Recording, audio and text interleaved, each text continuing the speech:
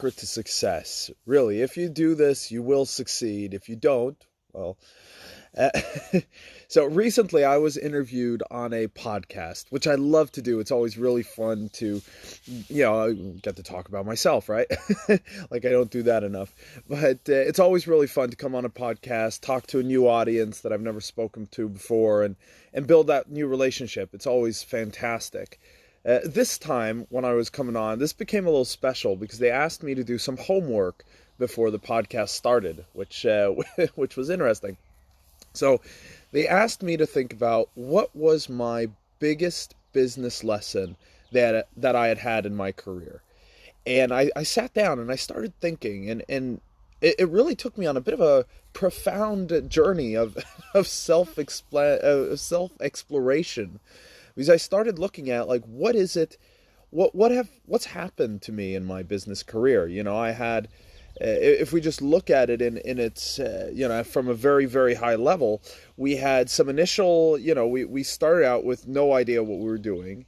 We tried out some small kind of investments and failed. We tried starting some companies, we failed. We then found a mentor and we had some good success. And then we almost went bankrupt. And then with the help of better mentors, we were able to turn it around. We worked with Kim Kiyosaki, Tony Robbins' organization, Randy Zuckerberg's team. They helped us turn things around and build a successful business. And so what was the key? Well, looking at it, there were a lot of things that played a factor into it, right? It's the first thing I learned that started this whole thing was goal setting. So goal setting is super, super important. But maybe it's not the number one thing. Now that I'm looking at it, it's like, okay, that's super important. That's why we teach it so much, because it is super important. But it wasn't the key. So the second was get a mentor. Well, we did get a mentor and it did help. But even with our mentor, we almost went bankrupt. So mentors are super, super important. But it isn't the key. It's a key, but it's not the key. So then I looked a little deeper and I started thinking, like, okay, so goal setting is important. You got to set your goals. You need to make your plans. You need to make your strategies. You need to get a mentor. All right, you need these things. But in and of themselves, these will not make the difference. So what is it that does it? What is it that actually brings you to success? And it was so fun talking about this. And I sat down with Gisela and we started bouncing this back and forth. And we were thinking about it. I was like, okay, so if I'm going to give the number one key to success. Hey, Daniel, how you doing? Good morning. So what's the number one key to success? What am I going to do if I want to reach this goal? If I want if anyone was to succeed, what is the one thing everyone needs to do, or that if everyone did, they would have success? What is it? Goal setting, a lot of people do it and they don't reach success. Maybe it is because they do it wrong, and we teach a very powerful method in our courses, but what is it? And finally, I had an aha moment. And, we love our aha moments, don't we? What happened was I remembered back to really two instances. The first was when I read Darren Hardy's book, The Compound Effect, where he talks about, these little changes that over time make a huge difference. And then what really crystallized it for me was I was thinking about an old business partner who we stopped working with. And, we for different reasons, our values didn't click and we decided to part ways. And that's okay. Businesses, that happens, that's fine.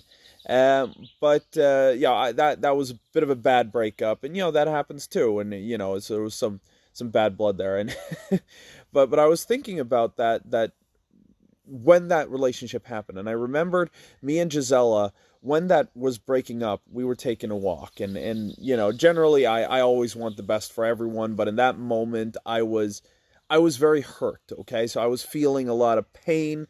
This was someone I really liked. I liked spending time with, and I felt betrayed, okay? I felt like I'd been stabbed in the back and left on the ground. And, I was kind of going like, look, all right, so I don't wish this person success. Honestly, I don't. But knowing this person, what type of person this is, they're going to reach success. They're going to be successful. And Giselle turned to me and said, kind of like, so what do you mean? Why are you so sure this person is going to be successful? Well, look, I mean, this person, it's not a very smart person, okay? This person is not very smart. It's, not quick on the feet, quick with the mind, just not very smart. Asks the same question 150 times and never learns the answer, right? So it's not about being smart. It's not about being better than anyone else. What I realize is this person is the type of person who would never give up. This is the type of person that will persist through everything. Good morning, Laura. How are you? Good morning, everyone. Thank you, everyone, for joining me. The more comments and likes and stuff, I try to keep up here, but it always makes this a lot more fun. But I realized that the one thing that made this person unstoppable was that they were persistent. There was nothing that could stop them. You could block them. You could delay them. You could stop them temporarily, but you could not stop them forever. And that's when I realized what Darren Hardy had been talking about in his book, The Compound Effect, is that, if you take action, there are only two potential outcomes. You either succeed or you learn. Okay, were you saying fail there? No, it's learn. Because you only fail when you give up. But if you keep going, you learn something, you go again. You learn something, you go again. You learn something, you go again. You learn something, you go again. The best example I have of this is Thomas Edison. Do you know how many times Thomas Edison tried to invent the light bulb? He failed 10,000 times before he succeeded. 10,000 times. How many of us continue after 2 failures? He continued 10,000 times. And that's why he is remembered today as the inventor of the light bulb. And I went back to my own journey. Remember, I tried investments. I failed. So I got a mentor. So I learned something, right? I can't do it alone. So I tried again. I got a mentor. I had some success. Okay, so it's going better. And then I totally failed. So, okay, all right. So maybe I had the wrong mentor. Maybe I didn't learn everything I needed. All right, so I'll go again. What did I do wrong? What can I do right? And I went again. And I started turning it around. And I've had more challenges since. And every time I learn something, I go again. And it's that. The fact is, I've set a goal. And, I'm working towards that goal. And I'm pretty much accomplished most of my goals, which is awesome. But it hasn't been a straight journey. The number one key to success is persistence. No matter what you do, no matter how prepared you think you are, no matter how hard you work, you are going to face setbacks. And if you give up, you have failed. It doesn't matter how well you do everything else, how prepared you are, how great your plan is.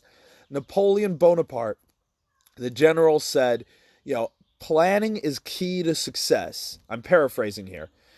Planning is key to success, but once the battle starts, the plan is useless. And what he did was he would then adapt the plan and continue. And that's your key, is to continuously adapt. Exactly, Daniel. Have a system and structure to follow. Small steps every day, and don't give up, but continue adapting. All right? My son is now saying it's time to go. So thank you so much, everyone. Please leave your comments. I'd love to hear your thoughts. What do you think is the number one key to success? Do you agree with me, or do you have another one? All right. Speak to you soon.